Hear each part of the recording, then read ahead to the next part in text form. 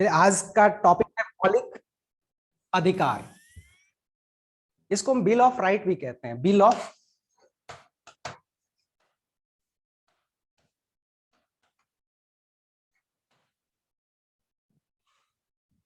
हमारे संविधान में मौलिक अधिकार का वर्णन किया गया है।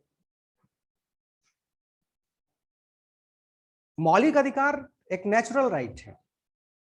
यह प्रकृति द्वारा किसी भी व्यक्ति को दिया गया है। यह कोई संविधान किसी भी व्यक्ति को मौलिक अधिकार प्रदान नहीं करता है। यह तो नेचुरल राइट, क्योंकि मौलिक अधिकार के बिना किसी भी व्यक्ति के व्यक्तित्व का विकास संभव नहीं है।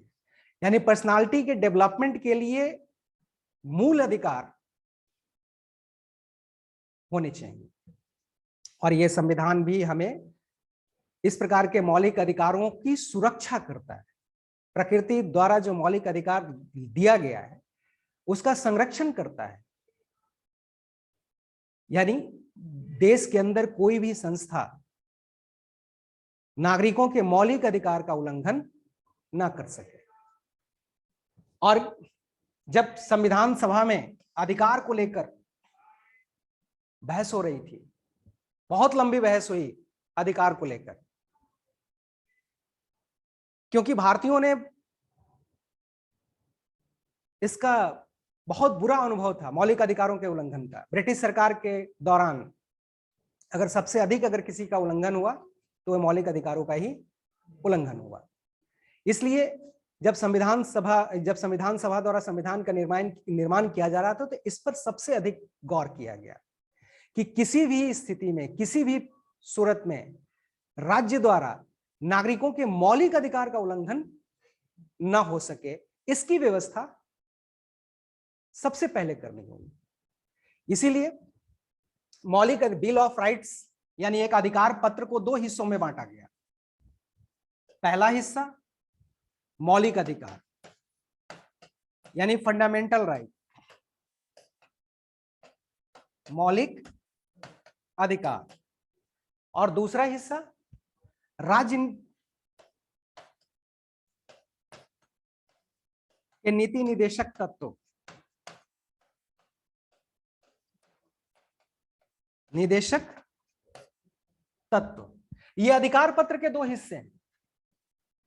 संविधान के भाग 3 में इसे रखा गया और भाग 4 में इसे रखा गया। मौलिक अधिकार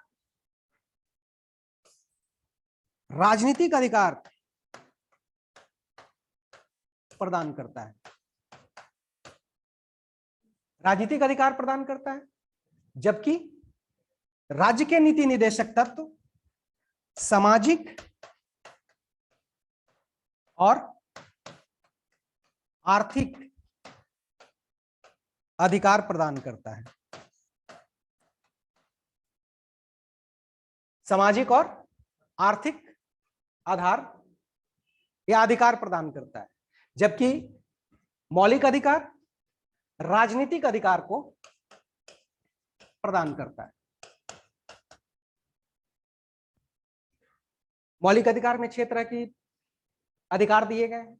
मूल संविधान में 7 अधिकार थे, लेकिन मूल संविधान में 7 मौलिक अधिकार थे, लेकिन संविधान के संशोधन के द्वारा संपत्ति के अधिकार को हटा दिया गया। यानी वर्तमान में 6 अधिकार मौजूद है हमारे संविधान में। राज्य नीति निदेशक तत्व ये राज्यों के लिए एक निर्देश के समान, अर्थात राज्य जब कोई नीति बनाए तो लोक कल्याण को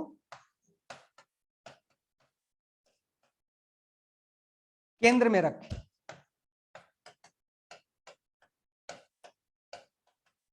यानी सरकार की नीतियां लोक कल्याणकारी होनी चाहिए, और इसी भाग से यह स्पष्ट होता है कि भारत का स्वरूप एक कल्याणकारी स्वरूप है। भारत में शासन का मुख्य उद्देश्य है जन कल्याण। इस जन कल्याण का उपयोग या राज्य द्वारा दी जाने वाली सुविधाओं का उपयोग इस देश के नागरिक तब कर पाएंगे जब उनके मौलिक अधिकार सुरक्षित होंगे। और इन दो अधिकारों से प्रस्तावना के अंदर जो सामाजिक, आर्थिक और राजनीतिक न्याय का जो लक्ष्य रखा गया है वो इसी से हम प्राप्त कर सकते हैं। यह संविधान की प्रस्तावना में है कि राज्य सामाजिक न्याय, राजनीतिक न्याय और आर्थिक न्याय इस देश के नागरिकों के लिए प्रदान करेगा।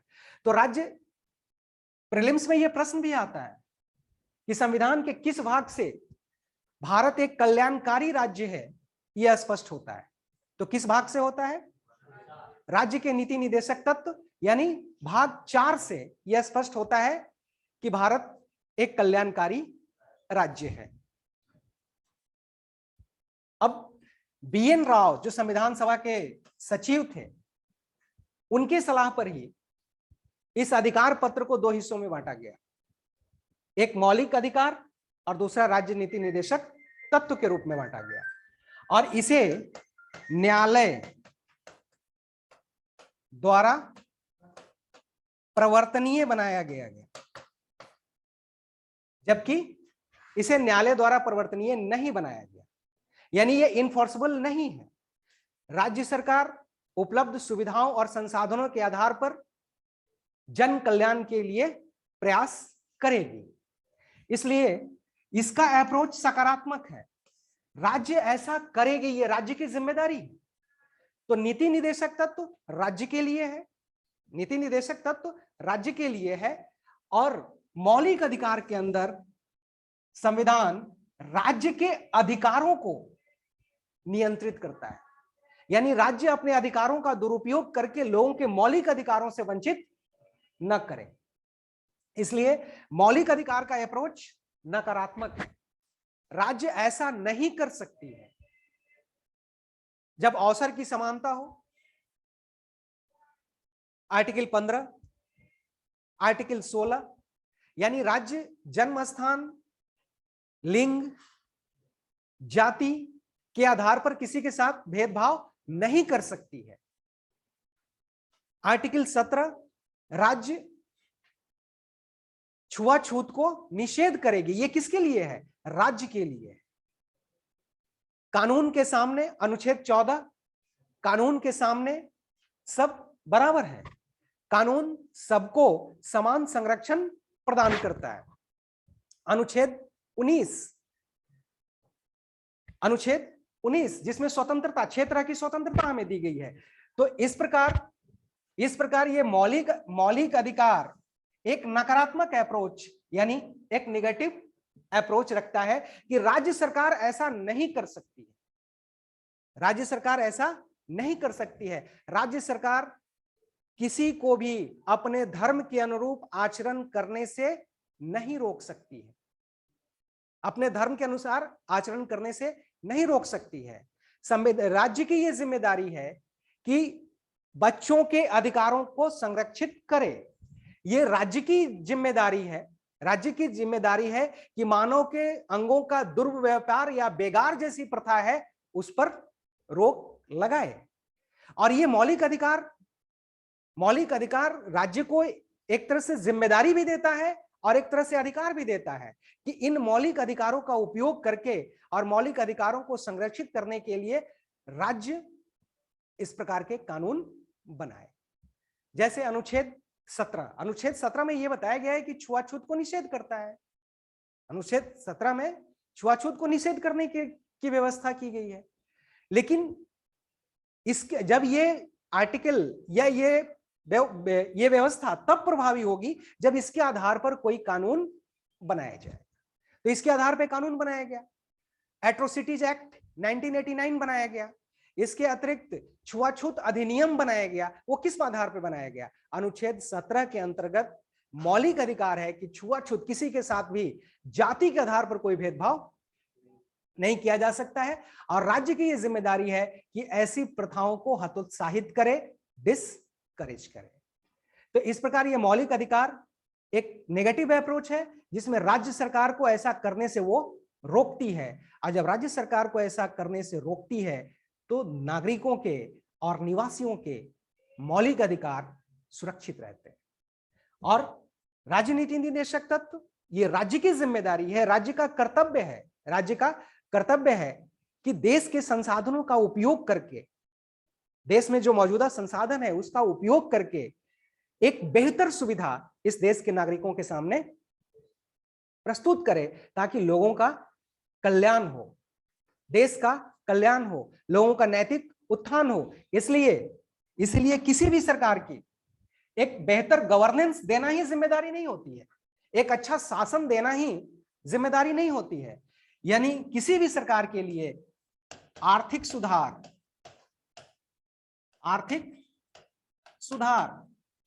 सामाजिक सुधार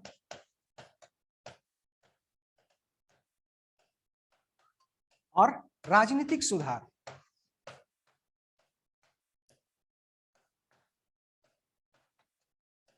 ये मुख्य जिम्मेदारियां होती है। राजनीतिक सुधार या राजनीतिक पॉलिटिकल रिस्पॉन्सिबिलिटी या गुड गवर्नेंस की है।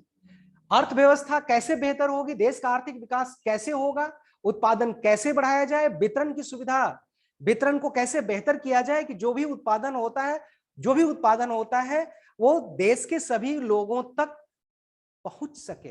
ये सुनिश्चित करना किसका काम है? राज्य का काम है। और इसके अतिरिक्त जो सामाजिक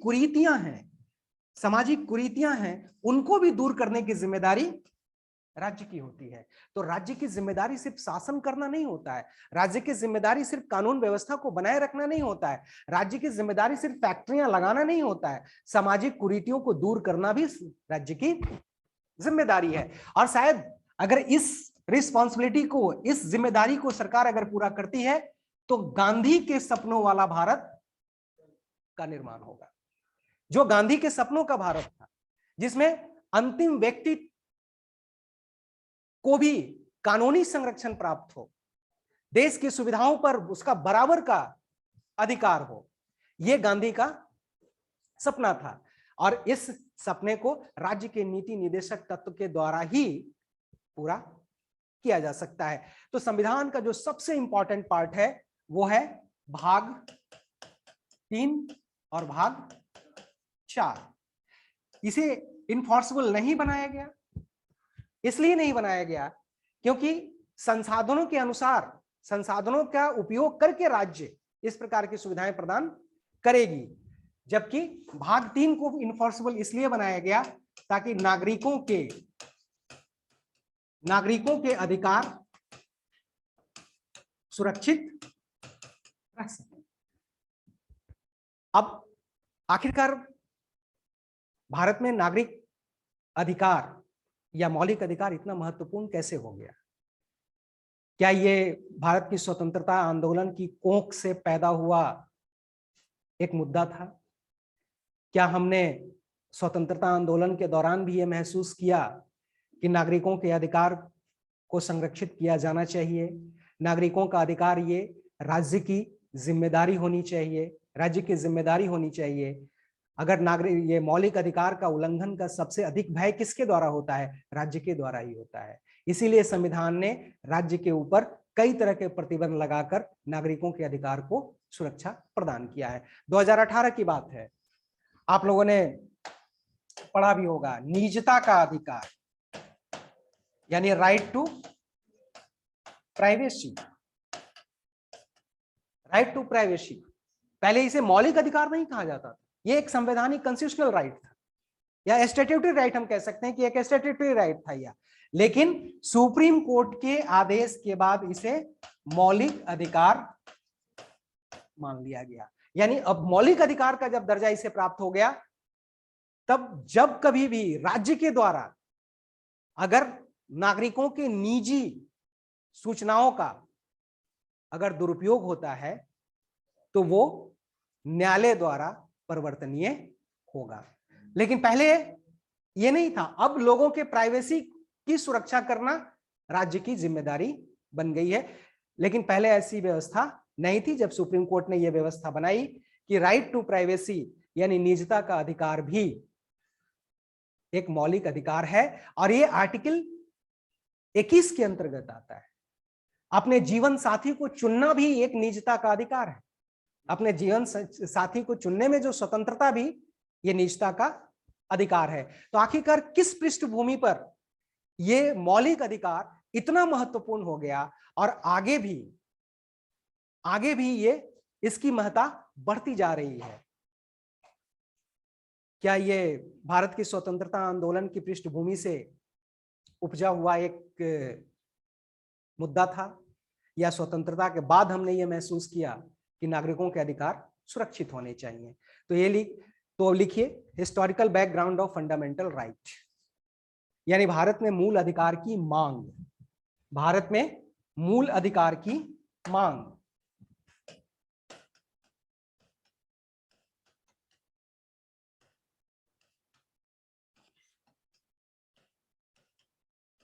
भारत में मूल अधिकार की मांग।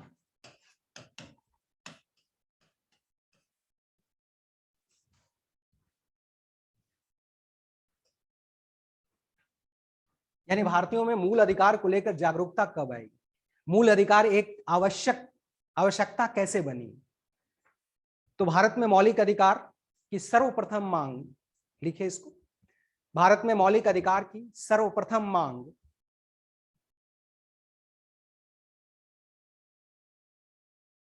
संविधान विधेयक 1895 के माध्यम से की गई।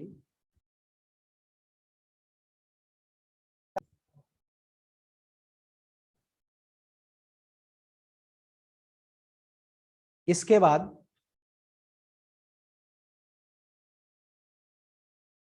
1917 से 1919 के दौरान, इसके बाद 1917 से 1919 के दौरान कांग्रेस द्वारा अनेक संकल्प पारित करके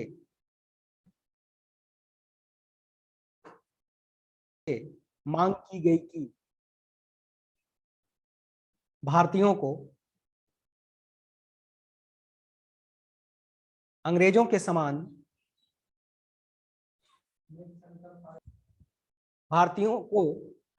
समान सिविल अधिकार तथा समता का अधिकार प्रदान किया जाए।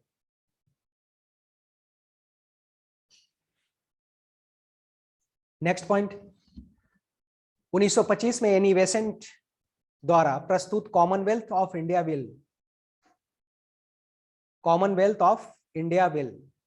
1925 में एनी बेसेंट द्वारा प्रस्तुत Commonwealth of India bill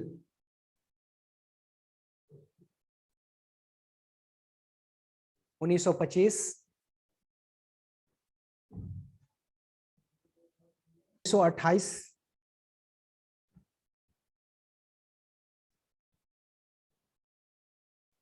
1928 Motilal Nehru द्वारा प्रस्तुत की गई रिपोर्ट में भी की गई कि भारतीयों को मूल अधिकार प्रदान किए जाए। ब्रिटिश शासन के दौरान जैसे जैसे मूल अधिकारों के उल्लंघन के मामले बढ़ते गए, वैसे वैसे मूल अधिकार के प्रति हमारी सतर्कता और जागरूकता बढ़ती गई। शासन के जैसे जैसे ब्रिटिश शासन, भारत में ब्रिटिश शासन आगे बढ़ता गया, वैसे वैसे मौलिक अधिकारों के उल्लंघन के मामले भी बढ़ते गए, और उसी प्रकार इस मौलिक अधिकार को संरक्षण के प्रति जागरूकता, संवेदनशीलता भी भारतीयों में बढ़ती गई। इसलिए 1819 ये स्वतंत्रता आंदोलन के दौरान ही कांग्रेस ने मूल अधिकारों को लेकर इतनी मुखर हो गई और उसने मौलिक अधिकारों की सुरक्षा के लिए सुरक्षा की मांग की। उन्होंने कहा कि जिस प्रकार अंग्रेजों को मौलिक अधिकार दिए गए हैं, उसी प्रकार का अधिकार भारतीयों को भी मिलना चाहिए। आपको या आपने पढ़ा भी होगा, दादा भाई नौरोजी ने ये बताया है कि poverty and un British rule in India. उन्होंने अन ब्रिटिश क्यों कहा, जबकि भारत में ब्रिटेन का शासन था। भारत में ब्रिटेन का शासन था, लेकिन अपनी पुस्तक के टाइटल में, अपनी किताब के टाइटल में उन्होंने ये क्यों कहा कि poverty and un British rule in India. जबकि भारत में तो ब्रिटेन का शासन था, लेकिन उन्होंने ये बताना चाहा कि जिस प्रकार ब्रिटेन में शासन कर रहा है, उसी प्रकार का शासन भारत में नहीं किया जा रहा है। जो व्यवस्था ब्रिटेन में है वो व्यवस्था भारत में नहीं है, लेकिन रूलर दोनों एक ही है। ब्रिटेन का शासक भी वही है और भारत का शासक भी वही है, लेकिन जैसी व्यवस्था, जो अधिकार ब्रिटेन के लोगों को है वो अधिकार भारत के लोगों को नहीं है। यहां जब कुटीर उद्योग को नष्ट किया गया तो उसे यूं ही छोड़ दिया गया, जबकि ब्रिटेन में कुटीर उद्योग को नष्ट किया गया, सामंतवादी व्यवस्था को जब समाप्त किया गया तो वहां पे नई व्यवस्था भी स्थापित की गई। कुटीर उद्योग जब नष्ट किए गए तो नए उद्योगों की स्थापना की गई, लेकिन भारत में ऐसा नहीं किया गया और भारत के कुटीर उद्योग में लगे मजदूरों को यूं ही मरने के लिए छोड़ दिया गया। मजबूरी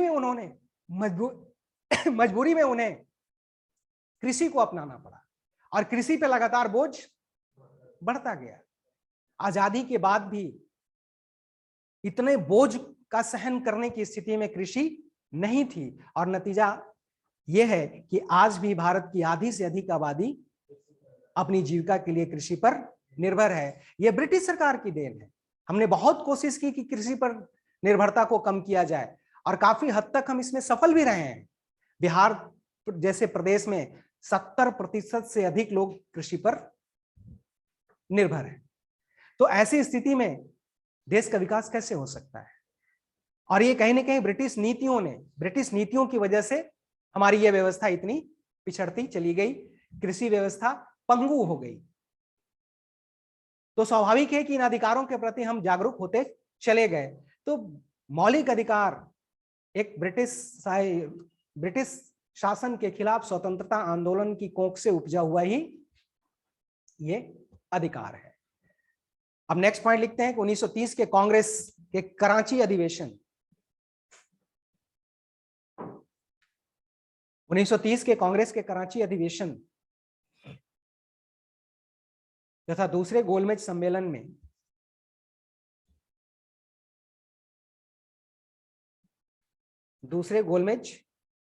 में गांधी जी द्वारा राउंड टेबल टॉक जो इंग्लैंड में हुआ था, जिसमें गांधी जी ने भाग भी लिया था। यही एक ऐसा गोलमेज सम्मेलन है जिसमें गांधी जी भाग लिए थे, यानी कांग्रेस ने भाग लिया। 3 राउंड टेबल टॉक हुए थे, जिसमें दूसरे टॉक में ही कांग्रेस ने भाग लिया था। पहले और तीसरे में कांग्रेस ने भाग नहीं लिया था। गांधी जी द्वारा 1931 में मांग की गई 1930 के कांग्रेस के कराची अधिवेशन तथा दूसरे गोलमेज सम्मेलन में गांधी जी द्वारा 1931 में मांग की गई। 1934 के संयुक्त संसदीय समिति ने इस मांग को अस्वीकार कर दिया, लेकिन 1934 के संयुक्त संसदीय समिति ने इस मांग को अस्वीकार कर दिया। 1935 के भारत सरकार अधिनियम, जिस कारण 1935 के भारत सरकार अधिनियम में मूल अधिकारों को शामिल नहीं किया गया, जबकि भारतीय संविधान का सबसे बड़ा आधार क्या है? 1935 का अधिनियम। 2/3 प्रोविजंस को हमने इसी से लिया है। इसमें मूल अधिकार को शामिल नहीं किया गया क्योंकि संयुक्त संसदीय समिति ने इस मौलिक अधिकार की मांग को ठुकरा दिया था और वो पूरी व्यवस्था में एक मिनी कॉन्स्टिट्यूशन है। 1950 तक 1935 के अधिनियम के द्वारा ही शासन चलता रहा, लेकिन उसमें मौलिक अधिकार की कोई व्यवस्था नहीं की गई थी। इसके बाद 1945 में लिखे, इसके बाद 1945 में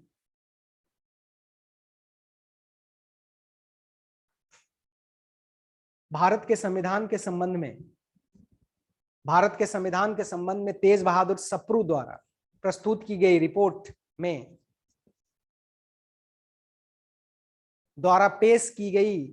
में कहा गया था कि था कि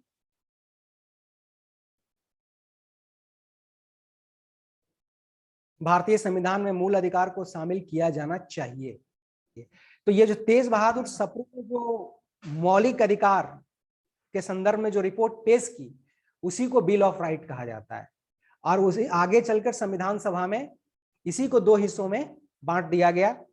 एक सामाजिक और आर्थिक अधिकार सुनिश्चित किए गए और दूसरे के द्वारा नागरिकों के राजनीतिक अधिकार को सुनिश्चित किया गया। राजनीतिक अधिकार यानी चुनाव प्रक्रिया में भाग लेने का अधिकार, सामाजिक अधिकार यानी सामाजिक समानता, सामाजिक न्याय के साथ विकास, और आर्थिक न्याय यानी आर्थिक समानता को स्थापित करना। देश के अंदर जो सबसे बड़ी समस्या है वो है आर्थिक असमानता की, और आर्थिक असमानता की वजह से ही अन्य कई असमानताएं उत्पन्न होती हैं। तो जड़ आर्थिक असमानता है।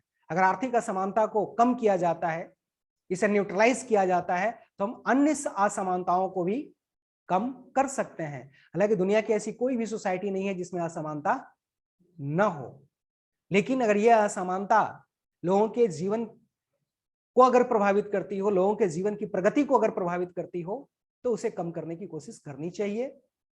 लोगों के स्तर पर भी होना चाहिए और राज्य के स्तर पर भी होना चाहिए। नेक्स्ट पॉइंट लिखते हैं, संविधान निर्माण के लिए संविधान सभा के गठन की योजना प्रस्तुत करने वाले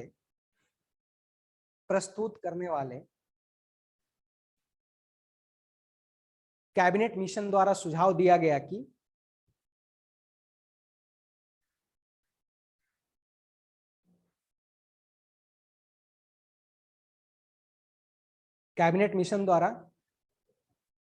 दिया गया कि मूल अधिकारों एवं अल्पसंख्यकों के अधिकारों की सिफारिश करने के लिए मूल अधिकारों एवं अल्पसंख्यकों के अधिकारों की सिफारिश करने के लिए एक समिति का गठन किया जाना चाहिए।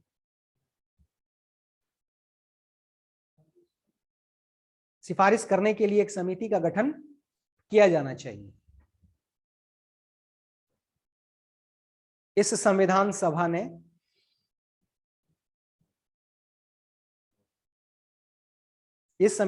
ने सरदार वल्लभ भाई पटेल के नेतृत्व में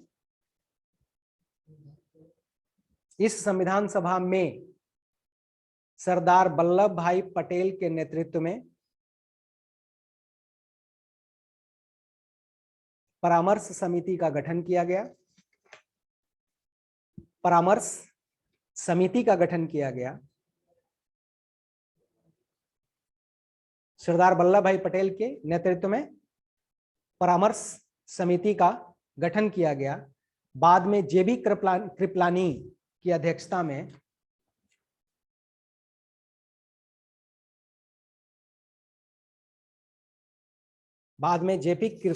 की अध्यक्षता में मूल अधिकारों तथा अल्पसंख्यकों के अधिकारों पर सिफारिश करने के लिए एक उप समिति का गठन किया गया। परामर्श एडवाइजरी कमेटी हो गया, यानी इसका काम था परामर्श देना। परामर्श समिति तथा उप समिति की